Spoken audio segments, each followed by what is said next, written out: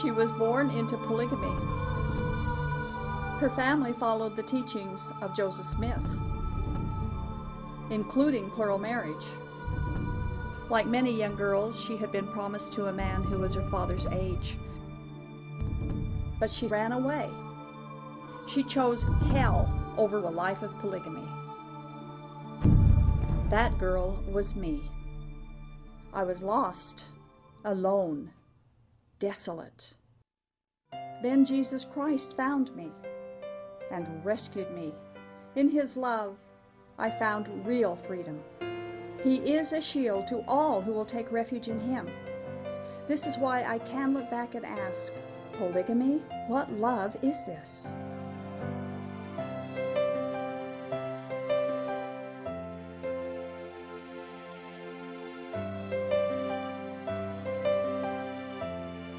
Welcome to Polygamy. What love is this? I'm your host, Doris Hanson, and we talk about polygamy here.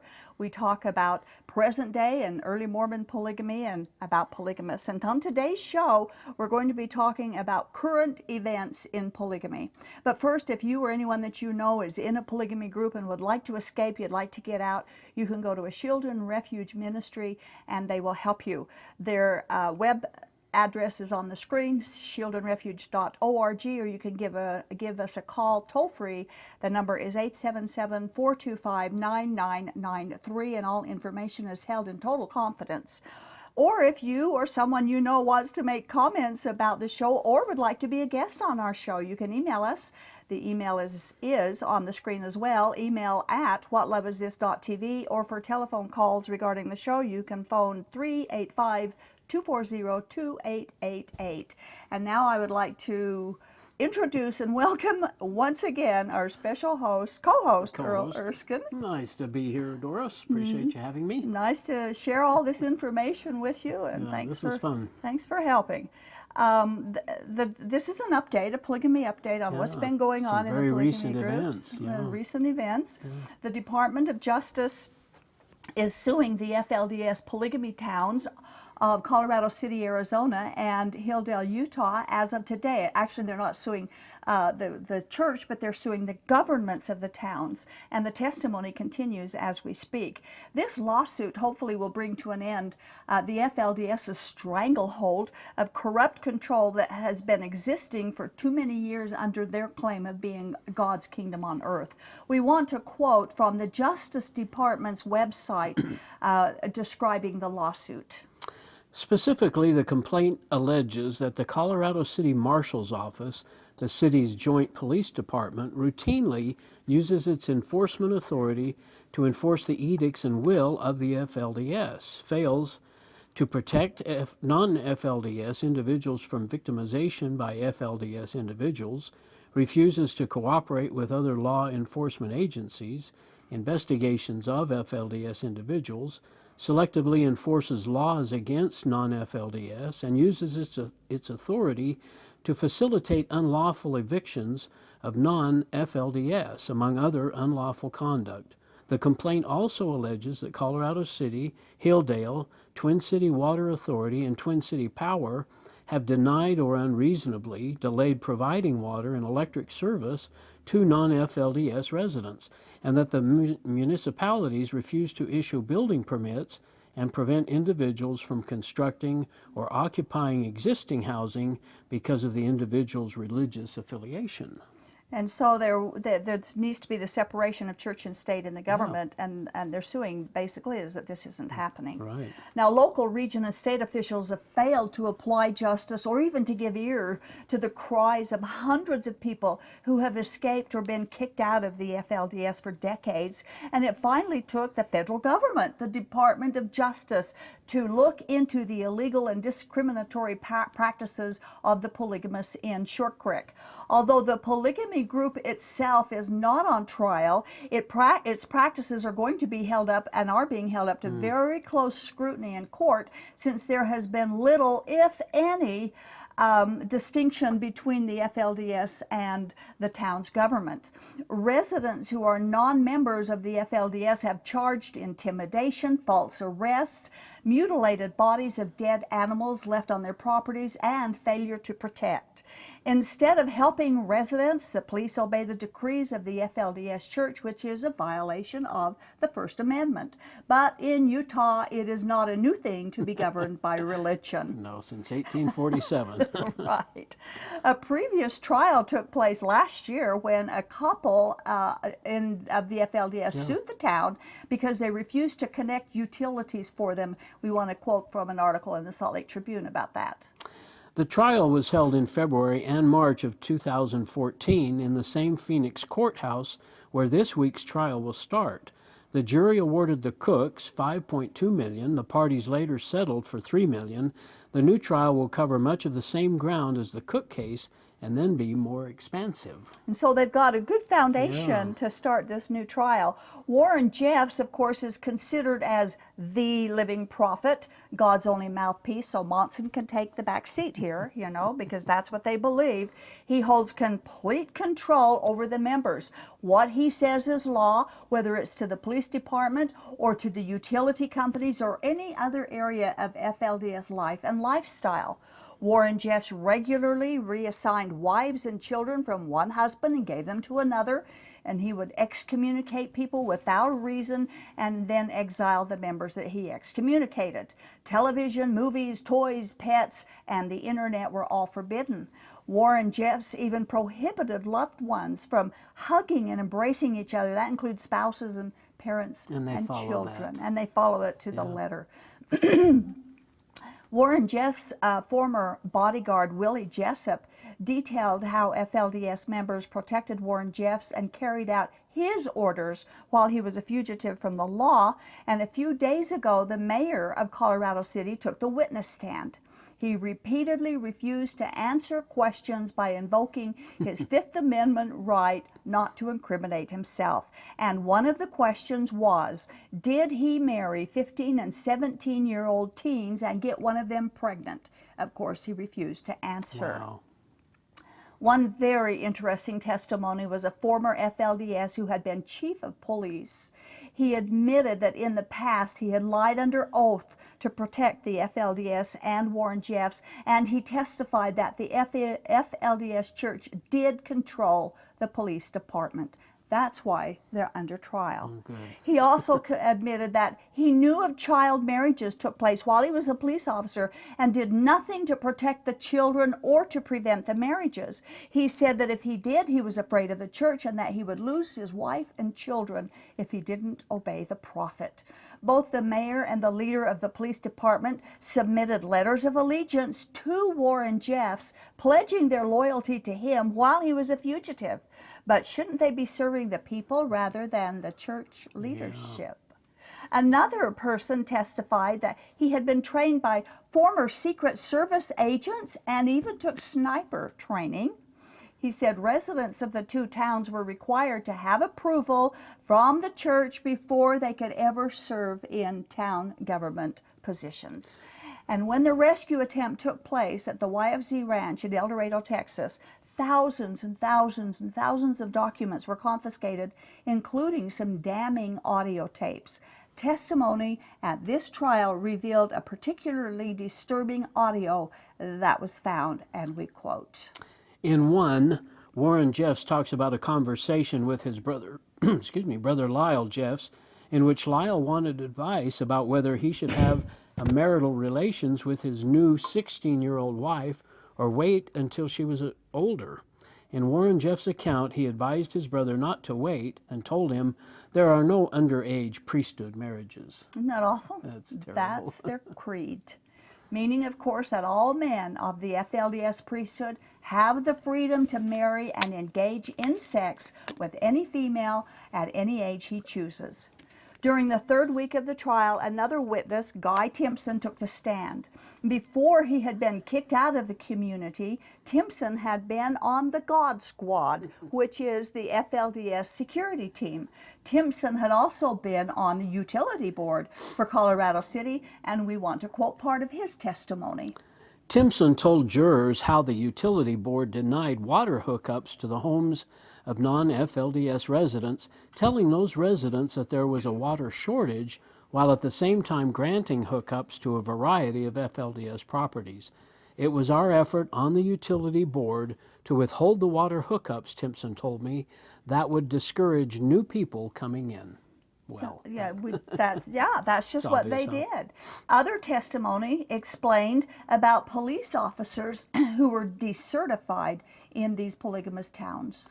The officers were decertified for such things as taking underage brides, bigamy, failing to assist other law officers, refusing to testify before grand juries, and sending letters of devotion to Jeffs while he was on the run from child sex charges. So you can see all that's going on there in the leadership. And about 30% actually of the FLDS police have had their badges taken away because of wrongdoing during the past 15 years, and that's the highest decertification rate of police in the country. I would think so. That's a lot. It is. This is the fruit of Mormon polygamy, the legacy of Joseph Smith. They lifted polygamy from the Bible and turned it into religious sanctioned adultery and called it righteous. They have also lifted priesthood from the Bible and made it into a corrupt Mormon rendering of what God originally gave to the ancient Jews, but which is now obsolete. There was never any God-given priesthood that included polygamy and child marriage and child rape and the United Order and autocratic, authoritarian, patriarchal tyranny, and that's what Mormon polygamy is. The Department of Justice wants an injunction against these church-controlled governments and to stop their legal discrimination practices and to seek possible monetary damages for victims. And of course, the trial continues as we speak, and we don't know how much longer it will last, but we'll let you know when we find out what the results are as it comes available in the news. So that's the latest on the FLDS. Now we're going to go to the Kingston polygamy group on February 10th, which was last week as we speak, and will be 2 weeks as when this is shown. Several Kingston polygamy group agencies and businesses were served with sealed search warrants, and federal agents confiscated boxes of documents and records as well as computers and software. They also raided a $4 million mansion owned by John Daniel Kingston's son. There was and continues to be very little information forthcoming about why the raid and what they're looking for, but I'm sure it will come out as time goes on. And hopefully justice will finally become a reality and the inhumane and illegal actions of the Kingston group leadership will come to an end. We can only pray. The raid was conducted by the IRS, Homeland Security, and the Environmental Protection Agency. That's 3 government agencies. Now, the Kingston Group owns many dozens of businesses throughout Utah and Idaho and Arizona and Nevada, and reportedly other western states. And one of their many lucrative businesses is the Washakie Renewable Energy located in Box Elder County. KUTV News landed an exclusive interview with a former employee of Washakie and former member of the Kingston Polygamy Group, and she tells about how she saw the business work and how she believes it is a well-oiled tax scam. We quote from part of the KUTV News interview. Yeah, it's really interesting. It claimed to produce a biodiesel known as B99. The company can get $1 in tax credits for each gallon they produce. But this former employee says she isn't even sure the company was producing any of the fuel. There was very little fuel that came out of Washakie while I was there, said the woman, who wants to remain anonymous out of fear of reprisals from her former bosses. She says the company would purchase B99 from outside vendors, store it, repackage it, sell it, then get the tax credits. I think initially they might have done some production in the biodiesels, but when they realized it wasn't as profitable as they were trying to make it, they found that they had more profits off the tax credits, said the former employee. Information like that can get the business raided, obviously. Yeah, I would She think said so. that they would sell one shipment to a non-Kingston company and then turn around and sell the same shipment several times to a Kingston shell company, but they were only paper transactions. In doing this, they would get many times multiple tax credits for the same sale instead of just one. She reportedly provided documents to support what she said too. Now, the Kingstons have many professionals among their membership ranks, which includes attorneys. Of course. KUTV News quoted a comment by one of those attorneys, and we quote, An attorney for the Davis County Co-op Society Incorporated, a nonprofit organization, says he isn't worried about the police investigation. To the best of my knowledge, everything they do is above board and completely legal, Hansen said, adding that the company will cooperate. I have no information that would lead me to believe that there is anything illegal going on. I find that very strange that he could say that in good conscience, because he knows. I know who this attorney is, and he knows very well what's going on. Maybe not all the dirty details, but he knows. Yeah. And we find it interesting that just a few days before the raid on these businesses, State Representative Mike Knoll of Kanab, Utah, praised the Kingston Polygamy Group's businesses and lifestyle. Representative Knoll has written a bill to stop the prosecution of some polygamists. An article on the webpage utahpolicy.com, you can go there and read it, and it discusses the bill in more detail. We quote part of it. Republican Mike Knoll, a Republican from Kanab, says Utah bigamist laws need to be tweaked so that the law-abiding people who live a polygamous lifestyle no longer need fear prosecution under Utah law. Utah polygamists who are not committing child abuse, child sexual abuse, nor fraud will not be prosecuted for their plural marriages. Now, I only find this mildly amusing because turning our heads, huh? Utah polygamists do not and have not feared prosecution for living polygamy for a very, very long time. That's merely a fear tactic that they use to scare members to keep their mouths shut. I don't remember the last one that was arrested. For polygamy, it's been a long time. Representative Knoll said, "We don't want to punish polygamists anymore who are obeying all the other laws." Really? So let's go rob a bank and keep all the other laws and see if we'll also have that immunity, because the law's the law or it's not. And then he goes on to make this next mind-boggling comment. This new bill applies more to groups like the Davis County Kingstons, who have long had acceptable businesses and lifestyles, rather than the, quote, Warren Jeffs of the world. Acceptable businesses and lifestyles. Child rape, sexual and physical abuse, welfare fraud, families eating out of garbage cans, underage marriages, and incest. Are these acceptable lifestyles? And just a week after he praised them, the Kingston businesses are served with search warrants by 3 levels of the United States government with heavily armed troops, proving the opposite, that something is dreadfully wrong with the Kingston lifestyles and business practices. And for those who wonder why the police, if you saw the news reports, why were they decked out with all of this weaponry, you can go to the website on the screen, deserttech.com, and discover that the Kingston polygamists also own a weapons and ammunitions manufacturing and distribution company. So obviously they are going to deck themselves out with some be prepared at least. You bet, be prepared. And so we also know why the Homeland Security was also there.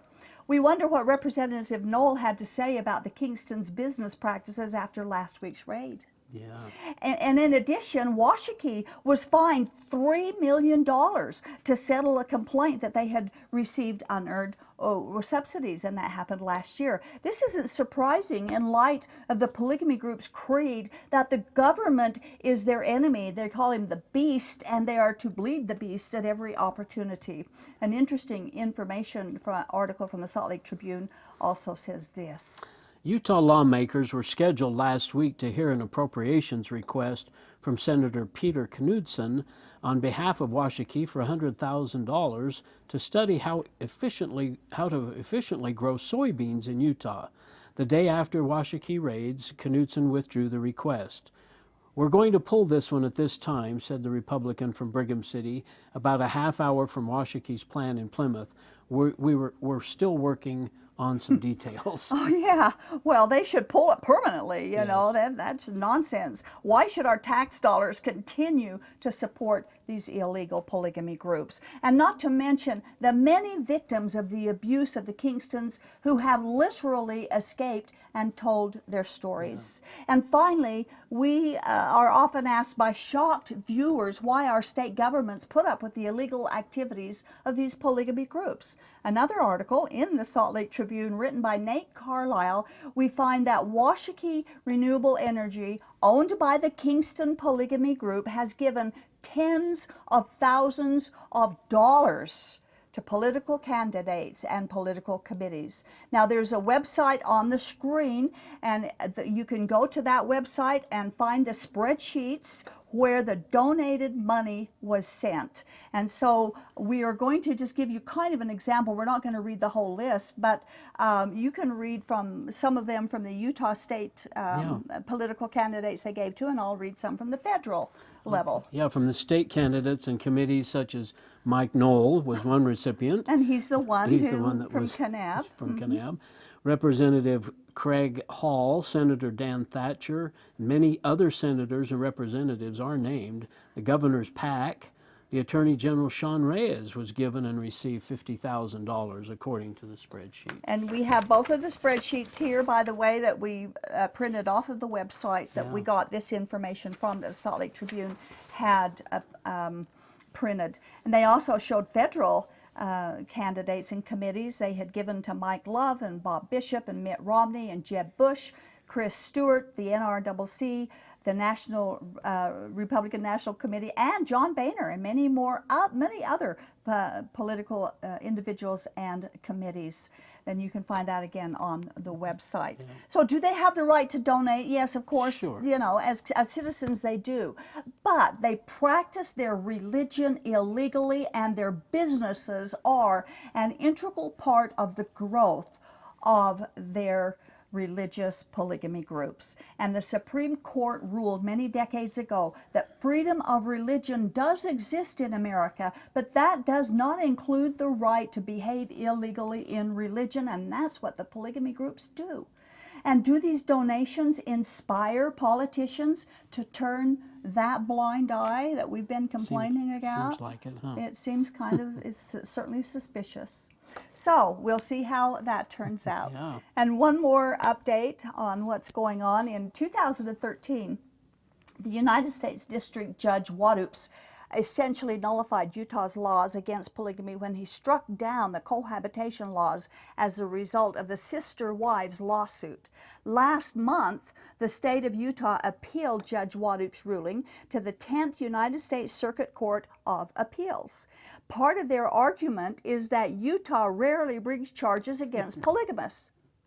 When polygamists end up in court, it's because, they say, of crimes like sexual assault, statutory rape, and exploitation of government benefits. But one judge asked the question, if Utah claims the law against polygamy is needed, why do they so rarely use the law? The rare use of the law has a negative effect on having the law. That makes sense. In their comments on www.polygamy.org, the writer gave an intelligent and honest answer to the judge's question, which we want to share with you. Have you watched the show Dumb and Dumber? That's really what this case is all about. A state that doesn't take federal and state polygamy law seriously when there is trafficking due to polygamy, underage marriages due to polygamy, domestic abuse that is inherent due to the dynamics of polygamy, boys cast out of homes and communities due to polygamy, and so on. And then there is a polygamist named Cody Brown who is crying discrimination after the state gave him and all the polygamists in Utah a free pass. That covers it all very well. It does, I believe it does. Yeah. The Utah State Legislature has produced a pending bill that some say will recriminalize polygamy. Fox 13 News says about this bill. It wouldn't make cohabitation a crime unless they were purporting to be married. It clarifies who might be covered by the law. The reason for it is to give the public precise knowledge of what is criminal and what is not. So reaction from these polygamists, of course, they're out there drumming, you know, these politicians, and some of them said, this is alarming. Well, yeah, it's alarming because their polygamy is being charged because it's illegal.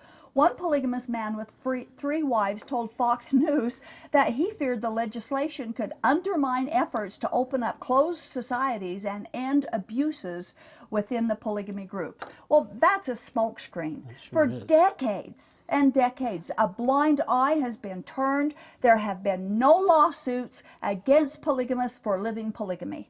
The fact that this polygamous man said that the abuses would end is admitting that there are abuses and that he knows that there are abuses, and yet they've been denying them all this time. Polygamy is out in the open and has been for many years. It is freely discussed and it is not prosecuted. Now we do hope and pray, as this is going on right now in the court. It's in Denver, and of course we hope and pray that each judge that's making the decision here will personally gain a true understanding and investigate what polygamy really is. In other words, the real reality of polygamy. And then they won't be able to miss the fact that polygamy is coercive, it's abusive, it robs women of gender equality, and polygamy incubates and facilitates all kinds of sexual abuse and violence against women and children. And that's what I would hope, that the court would read some of these books, you know, and the stories of people who have left. I was going to ask, do they draw in people who have left and have stories to share? I mean, as we've talked about in previous shows, if they go to the actual people living in polygamy right now, they're going to deny it. They need to go to people that have lived there, this former chief of police, or people that have experienced these things, and really get the inside story. Well, people who have left polygamy groups, then it's from all the groups, not just the Kingstons, but also the FLDS and some of the other groups, have told their stories of the written books, like written you say, books, yes. And we've had people on our show that talk about the abuse, the sexual abuse, and the awful exploitation that they have, and it's proof that they have been trafficked. And they're just, if the judges would just do that kind of homework, I don't see how they could rule for Well, you've polygamy. even told us that they've moved them from one state to another. From one state to another, from one country to another. Yes. Okay, well, that's the end of our polygamy update. Yeah, it goes fast. So interesting and fascinating, and more to learn about this. More to learn. Thank you again, Earl. You know, polygamy groups use the horrifying threat of the vindictive hand of God against young girls and females in plural marriage. That's what Joseph Smith did, and they still do it. Well, polygamy needs to be abandoned, but most of all, they need to take God out of it and take the promise of eternal life out of it, because God isn't in it. God has never commanded it. God never made polygamy part of his plan for salvation. The Bible stories of polygamy are negative, and heaven is gained only through the only Savior, Jesus Christ. Polygamy is not the Savior. Joseph Smith lied. And those who will honestly study Joseph Smith's life will understand that he led the people astray then, and he is still leading the people astray. Thank you for watching.